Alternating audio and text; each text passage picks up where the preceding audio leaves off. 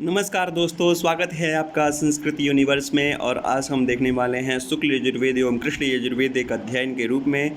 जी हाँ दोस्तों, आज हम जानेंगे शुक्ल यजुर्वेद एवं कृष्ण यजुर्वेद के अंतर्गत जो संहिताएं आती हैं, ब्राह्मण, आरण्यक, उपनिषद, शिक्षा, श्रौत सूत्र, गृह्य सूत्र, धर्म सूत्र, शुल्ब सूत्र एवं इन वेदों के विशिष्ट विवरण आदि के बारे में हम चर्चा करेंगे। विषय की दृष्टि से अत्यंत महत्वपूर्ण है ये वीडियो, क्योंकि परीक्षाओं में यही से प्रश्न पूछे जाते हैं और जो प्रश्न पूछे जाते हैं उन्हीं प्रश्नों को लेकर ही हम यहाँ आए हैं।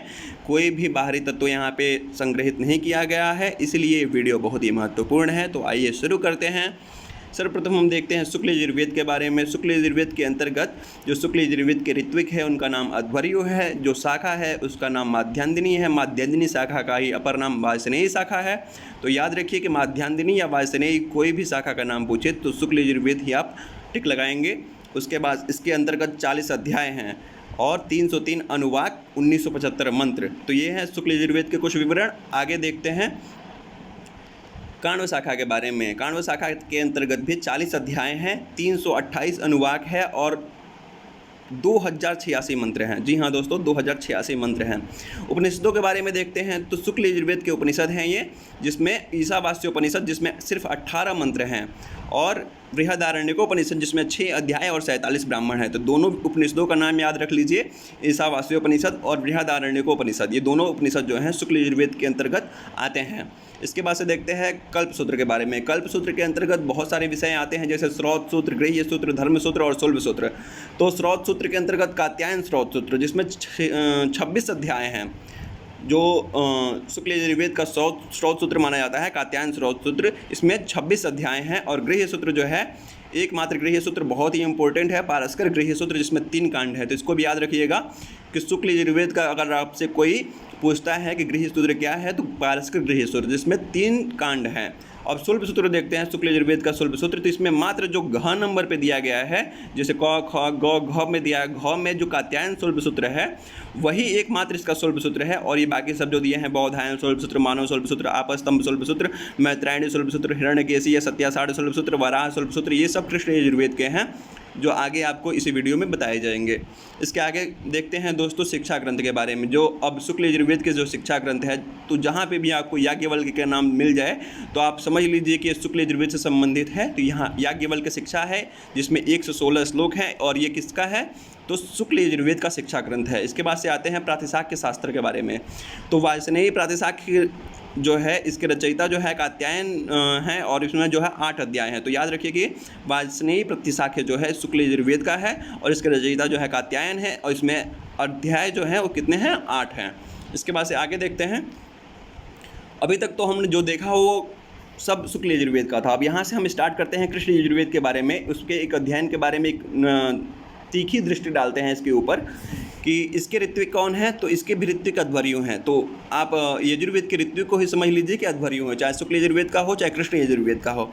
इसके बाद से देखते हैं इनके शाखाओं के बारे में। तो वहाँ पे जैसे शाखाएं प्राप्त होती थी आपको माध्यान्दिनी और काण्व, तो यहाँ पे देखिए, यहाँ पे कृष्ण यजुर्वेद की जो है 4 शाखाएँ प्राप्त होती हैं। तैत्तिरीय शाखा, मैत्रायणी शाखा, कट शाखा जिसको काठक शाखा भी कहते हैं, और कपिस्टल शाखा। सबसे पहले देखते हैं तैत्तिरीय शाखा के बारे में। तैत्तिरीय शाखा में 7 कांड हैं, 44 प्रपाठक हैं और 631 अनुवाक हैं। कोई भी इसमें से एक भी कड़ी का छोड़ना जो है आपके लिए घातक साबित हो सकता है, क्योंकि इसमें समझ लीजिए जो भी लिया गया है बहुत ही इंपॉर्टेंट लिया गया है। तो 7 कांड, 44 प्रपाठक और 631 अनुवाक, सभी जो इसमें से विषय हैं वो सब परीक्षाएं में पूछे जाते हैं। मैत्रायणी शाखा के बारे में देख लेते हैं, जिसमें 4 कांड, 54 प्रपाठक और 3144 मंत्र।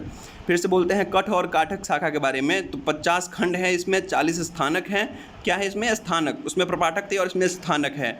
13 अनुवचन और 843 अनुवाक और 309 मंत्र हैं। कपिस्टल शाखा को देख लिया जाए तो इसमें 6 अष्टक और 48 अध्याय हैं। तो ये रही, आपको मुख्य रूप से इसमें ये याद करना है कि तैत्तिरीय शाखा, मैत्रायणी शाखा, कट शाखा और कपिस्टल शाखा, ये 4 शाखाएं जो हैं कृष्ण यजुर्वेद के हैं। इनके कांड याद कर लीजिए, और सब भले से आप छोड़ सकते हैं, लेकिन इनके कांड जो है बहुत ही महत्वपूर्ण है, तो इनको याद कर लीजिए। इसके बाद से देखते हैं आगे कृष्ण यजुर्वेद के ब्राह्मणों के बारे में। तो ब्राह्मण जो है तैत्तिरीय ब्राह्मण और मैत्रायणी ब्राह्मण। अब ऐसे नाम आपको कहीं भी मिल जाए, तैत्तिरीय ब्राह्मण, मैत्रायणी ब्राह्मण, तो आप तुरंत पकड़िए कि कृष्ण यजुर्वेद का है। तो तैत्तिरीय ब्राह्मण में 3 कांड है और मैत्रायणी ब्राह्मण में भी 3 अध्याय हैं। तो कांड किस में है, अध्याय किस में है, इसमें भी आपको कन्फ्यूज़ नहीं होना है, इसको भी आपको देख लेना है एक बार। फिर से है आरण्य के बारे में देखते हैं। तो तैत्तिरीय आरण्यक और मैत्रायणी आरण्यक ये भी कृष्ण यजुर्वेद के ही माने जाएंगे। तैत्तिरीय आरण्यक में 10 प्रपाठक है और मैत्रायणी आरण्यक में 7 प्रपाठक है। इसके बाद से देखते हैं उपनिषदों के बारे में। तैत्तिरीय उपनिषद जो है इसमें 3 वल्ली है, श्रीवल्ली मत समझ लीजिएगा, वल्ली समझिएगा। इसमें तैत्तिरीय उपनिषद में 3 वल्ली है। उसके बाद से है कठोपनिषद, इसमें 2 अध्याय हैं। श्वेताश्वेतर उपनिषद में 6 अध्याय हैं। मैत्रायणी उपनिषद में 7 अध्याय है और एक है महानारायण उपनिषद। ठीक है, इसको भी याद रखिएगा, ये पूछ लेता है महानारायण उपनिषद। उसके बाद से है स्रोत सूत्र के बारे में। अब स्रोत सूत्र में देख लेते हैं कि कृष्ण यजुर्वेद के स्रोत सूत्र कौन कौन से हैं। तो वहाँ पे आपको हमने दिखाया था कि बौधायन स्रोत सूत्र, मानव स्रोत सूत्र, भारद्वाज स्रोत सूत्र, आपस्तंभ स्रोत सूत्र। इसका रचयिता भी याद कर लीजिए कि आपस्तंभ ऋषि हैं। फिर से काटक स्रोत सूत्र, सत्यासाढ़ स्रोत सूत्र, वराह स्रोत सूत्र और वैखान स्रोत सूत्र। तो इतने सारे आपके स्रोत सूत्र जो हैं ये कृष्ण यजुर्वेद के हैं। इसके बाद से देखते हैं दोस्तों गृह सूत्र के बारे में। गृह सूत्र भी अत्यंत महत्वपूर्ण विषय है, इसको भी जानना चाहिए। तो इसमें है बौधायन गृह सूत्र, भारद्वाज गृह सूत्र, काठक गृह सूत्र, हिरण्यकेशी गृह सूत्र, वैखानस गृह सूत्र, वैजवाब गृह सूत्र, मानव गृह सूत्र और आपस्तंभ गृह सूत्र, अग्निवेश्य गृह सूत्र, वराह गृह सूत्र और चारायणीय गृह सूत्र। इतने सारे आपके गृह सूत्र हैं जो कृष्ण यजुर्वेद के अंतर्गत आते हैं। एक बार और सुन लीजिए, बौधायन गृह सूत्र, भारद्वाज गृह सूत्र, काठक गृह सूत्र, हिरण्यकेशी गृह सूत्र, वैखानस गृह सूत्र, वैजवाब गृह सूत्र, मानव गृह सूत्र, आपस्तंभ गृह सूत्र, अग्निवेश्य गृह सूत्र, वराह गृह सूत्र, चारायणीय गृह सूत्र। तो ये आपके कृष्ण यजुर्वेद के गृह सूत्र हो गए दोस्तों। इसके बाद से देखते हैं शुल्ब सूत्र के बारे में। अब जो ये शुल्ब सूत्र हैं एकमात्र इसी वेद में प्राप्त होते हैं और कृष्ण यजुर्वेद के अंतर्गत ही प्राप्त होते हैं। तो इसीलिए ये शुल्ब सूत्र अत्यंत महत्वपूर्ण हो जाते हैं। इनको जितने अच्छे तरीके से आप पढ़ सकते हैं उतने अच्छे तरीके से पढ़ लीजिए। बौधायन शुल्ब सूत्र, आपस्तंभ शुल्ब सूत्र, वैत्रायणी शुल्ब सूत्र, वराह शुल्ब सूत्र, मानव शुल्ब सूत्र, कात्यायन शुल्ब सूत्र, हिरण्यकेशी या सत्यासाढ़ शुल्ब सूत्र, ये आपके शुल्ब सूत्र हो गए जो कृष्ण यजुर्वेद के अंतर्गत आते हैं। इसके बाद से देखते हैं शिक्षा ग्रंथ के बारे में। शिक्षा ग्रंथ बहुत ही इंपॉर्टेंट है, बहुत ही परीक्षाओं में पूछा जाता है। जैसे व्यास शिक्षा, वशिष्ठ शिक्षा, वासिष्ठ शिक्षा या भारद्वाज शिक्षा, मांडव्य शिक्षा, ये 4 आपके शिक्षा ग्रंथ हो गए। और भी बहुत सारे शिक्षा ग्रंथ माने जाते हैं जो इसमें पर्याप्त मतभेद है। तो ये जो शिक्षा ग्रंथ दिए हैं ये सब ऑथेंटिक है, इनको आप देख लीजिए। व्यास शिक्षा, वासिष्ठ शिक्षा और भारद्वाज शिक्षा, मांडव्य शिक्षा।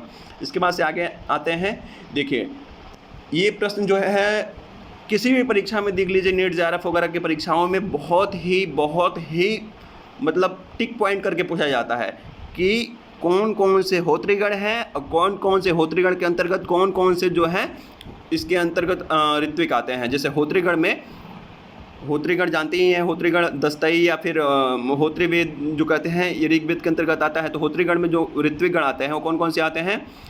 होता, मैत्रा, वरुण, अच्छावा, ग्रावस्तुत। ठीक है, उसके बाद से आता है अध्वर्युगण। अध्वर्युगण जानते ही हैं आपके यजुर्वेद के अंतर्गत आता है। तो इसमें अध्वर्यु, प्रतिपस्थाता, नेष्टा और उन्नेता। उसके बाद आता है उद्गात्रिगण। उद्गात्रिगण में जो है उद्गातागण भी कह सकते हैं इसको।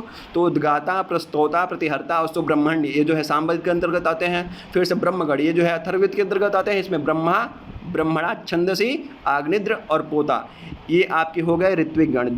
ये विषय की दृष्टि से भी अत्यंत महत्वपूर्ण थे और आज हमने देखा कृष्ण यजुर्वेद एवं शुक्ल यजुर्वेद को एक अध्ययन के रूप में। धन्यवाद।